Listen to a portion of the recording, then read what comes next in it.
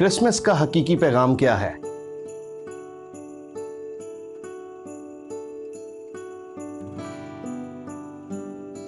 Christmas मोहब्बत का पैगाम देता है। इंजील मुक़द्दस बमुताबिक मुक़द्दस यूहन्ना उसके 3 बाब की 16वीं और 17वीं आयत में लिखा है, क्योंकि खुदा ने दुनिया से ऐसी मोहब्बत रखी कि उसने अपना इकलौता बेटा बख्श दिया, ताकि जो कोई उस पर ईमान लाए हलाक ना हो बल्कि हमेशा की ज़िंदगी पाए। क्योंकि खुदा ने अपने बेटे को दुनिया में इसलिए नहीं भेजा कि दुनिया पर सज़ा का हुक्म करे, बल्कि इसलिए कि दुनिया उसके वसीले से निजात पाए।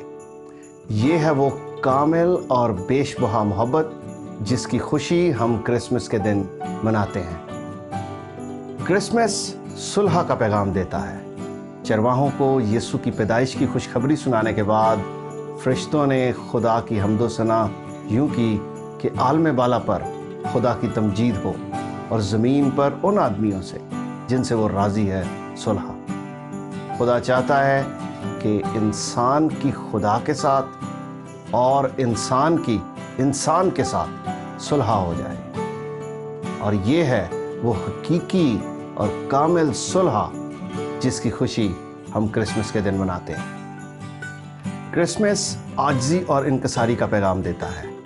कलाम मुक़द्दस में फिलिपियों के नाम ख़त उसके 2 बाब की 5वीं से 8वीं आयत में लिखा है कि वैसा ही मिजाज रखो जैसा मसीह यीशु का भी था।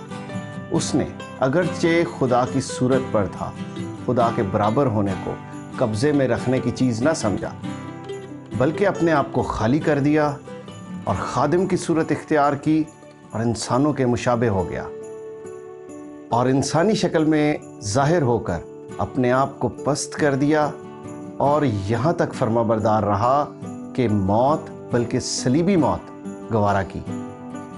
क्रिसमस की खुशियाँ हमें इस हकीकी आजिज़ी और इनकसारी का पैगाम देती हैं। क्रिसमस दूसरों का एहसास करने का पैगाम देता है।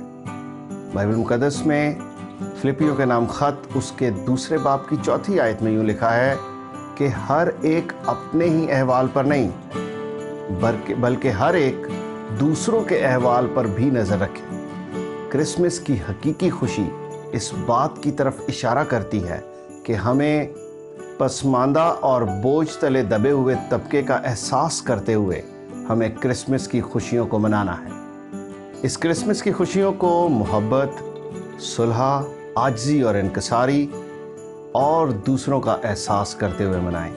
Merry Christmas.